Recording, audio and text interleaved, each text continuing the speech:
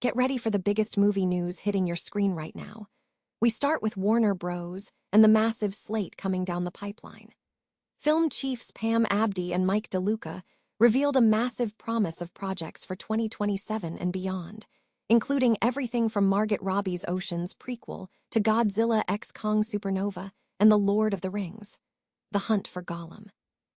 We break down what this blockbuster lineup means for the future of cinema and what's truly coming from Warner Bros. In the coming years. Stop using your finger for notes, sketches, and edits. This Jam Jake stylus pen gives your iPad a smoother, more precise writing feel with palm rejection so your hand can rest naturally on the screen. It charges fast, works for hours, and comes with replacement tips. Perfect for school, work, or creative projects. Check the link in the comments to grab it on Amazon. Next up, we dive into the big picture shift at Disney with the announcement of Infinity Vision. Disney is rolling out this new premium large format branding, and we explore what this means for big releases like Avengers, Doomsday, and how it's setting up a new standard for picture quality in theaters. Find out if this branding will actually take off and what it signals about the future of premium viewing experiences. Now we switch gears to the business side with major corporate news.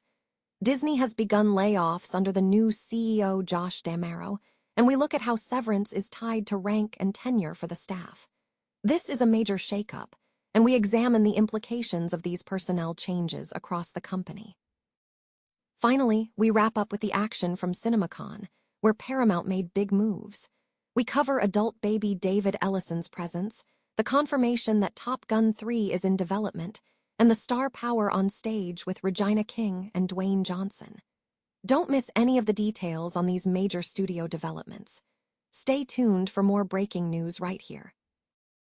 CinemaCon provided a whirlwind of industry buzz, revealing future slate plans from major studios, technological innovations, and pressing challenges facing independent theaters. Warner Bros. Unveiled a substantial slate of projects spanning 2027 and beyond, including sequels like Godzilla x Kong Supernova, new features such as Margot Robbie's Ocean's prequel, and animated features like Bad Fairies and Margie Klaus, alongside major tentpoles like The Lord of the Rings, The Hunt for Gollum. Film chiefs Pam Abdi and Mike DeLuca framed this list as a promise, though questions remain about how these projects will fare under the forthcoming Paramount-Warner Bros. Discovery merger and the potential restructuring of WB labels. Disney introduced Infinity Vision branding, positioning it as a premium presentation standard, particularly in response to competition for premium formats like IMAX, especially with simultaneous releases of Dune, Part III, and the next Avengers film. The strategy aims to signal superior picture and sound quality, though skepticism remains regarding widespread adoption across various theater circuits. Beyond studio announcements, the trade show floor showcased a vibrant ecosystem of theatrical vendors. Exhibitors presented new concepts for concessions, including creative popcorn buckets, portable food options, and emerging beverage trends such as dirty sodas and branded soft drinks tapping into social media culture. Technological advancements were also highlighted, ranging from advanced HDR laser projection to giant LED screens. A significant focus was placed on the struggles of independent theaters. These smaller venues face critical issues with rigid distribution terms, such as being locked into showing a single film for extended periods, which can severely impact revenue if the film underperforms. Industry figures, including Michael O'Leary, argued that a one-size-fits-all system fails these smaller operators. O'Leary advocated for a dual system that grants smaller theaters the flexibility to schedule films based on their local audience knowledge, suggesting that studios must find a new, tiered model to accommodate diverse exhibition realities. The path toward this necessary structural change remains uncertain, with industry observers noting that tangible movement is still pending. Disney has initiated a round of layoffs following the appointment of new CEO Josh D'Amaro. The restructuring effort is reportedly tied to an internal system where severance packages are determined by an employee's rank and tenure within the company. Anna Altchek provided details on this situation, based on reporting by James Faris. This move marks a significant operational shift under the new leadership.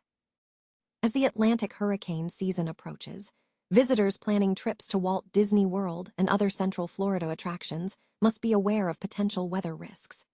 The official hurricane season for the Atlantic Basin runs from June 1st to November 30th, though tropical cyclone activity can occur outside these dates. The National Hurricane Center forecasts peak activity around September 10th, with most significant activity expected between mid-August and mid-October. This timeframe covers much of the busy summer season and fall events at Disney World, including Halloween and the EPCOT International Food and Wine Festival in 2026. In encouraging news for travelers, Colorado State University's tropical cyclones, radar, atmospheric modeling, and software team is predicting a comparatively milder season due to El Niño activity. Their research suggests that 2006 is projected to have 13 named storms over 55 storm days, a decrease from the 1990-2020 average of 14.4 named storms and 69.4 storm days. Furthermore, the forecast indicates 6 storms may become hurricanes, down from the average of about 7, and 2 major hurricanes, down from 3. The total number of hurricane days and major hurricane days are also projected to be lower than historical averages. Despite the slightly reduced activity forecast, experts stress the importance of preparedness. Coastal residents are cautioned that a single hurricane making landfall can trigger an active season, underscoring the need for thorough preparation regardless of predictions. For guests with scheduled Disney World vacations, Disney has established clear protocols. If a hurricane warning is issued for the Orlando area or the guest's residence within 7 days of arrival, Disney's policy allows guests to reschedule or cancel Walt Disney Travel Company, Disney Resort hotel packages, and most room-only reservations without incurring cancellation or change fees. Most reservations can also be modified online. Should a hurricane strike while guests are at Walt Disney World, the recommended course of action is to remain at the hotel and strictly follow instructions from cast members. Disney has a history of providing essential support and entertainment, such as character appearances, to maintain guest morale during such events. The Atlantic hurricane season begins in June and runs through November, with the peak period spanning August through October. Travelers planning visits during this time are urged to monitor forecasts closely to ensure they are adequately prepared. CinemaCon continued its high-profile programming with significant presentations from both Disney and Paramount yesterday, bringing together major industry news and celebrity appearances. Disney's session was notable for taking place amid company-wide layoffs, which have impacted approximately 8% of Marvel's staff. The presentation featured a new trailer for Avengers, Doomsday, which is anticipated, suggesting that Robert Downey Jr.'s Dr. Doom will feature an accent, alongside a reunion of Thor and Steve Rogers.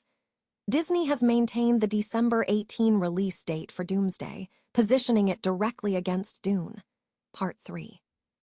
Regarding Premium Large Format, PLF, exhibition, the discussion touched on Disney's development of its proprietary Infinity Vision certification, though observers remain skeptical about its distinct advantages over current marketing tactics used in IMAX theaters. The panel also included promotional appearances for Toy Story 5 with Tom Hanks and Tim Allen, the live-action Mona with Dwayne, The Rock, Johnson and Catherine Lagaya, and a hype session for The Mandalorian and Grogu following a new trailer release. Paramount's presentation highlighted adult baby David Ellison, who was able to attend despite missing a Senate hearing, and confirmed that Top Gun 3 is in development, though no filming dates were provided. Paramount also showcased talent from Gina Prince Bythewood's adaptation of Children of Blood and Bone, featuring Regina King, Chiwetel Ejiofor, Damson Idris, Amon Lestenberg, and Thuso Mbedu. Furthermore, the lineup included Billie Eilish and James Cameron, in connection with their collaborative concert film, Hit Me Hard and Soft. The tour prompting speculation about Cameron's involvement due to Eilish's song Ocean Eyes. The event brought together a substantial roster of talent, including Robert Downey Jr., Kevin Feige, Tom Hanks, Tim Allen, Catherine Laguerre, Dwayne Johnson, Jon Favreau, and David Ellison.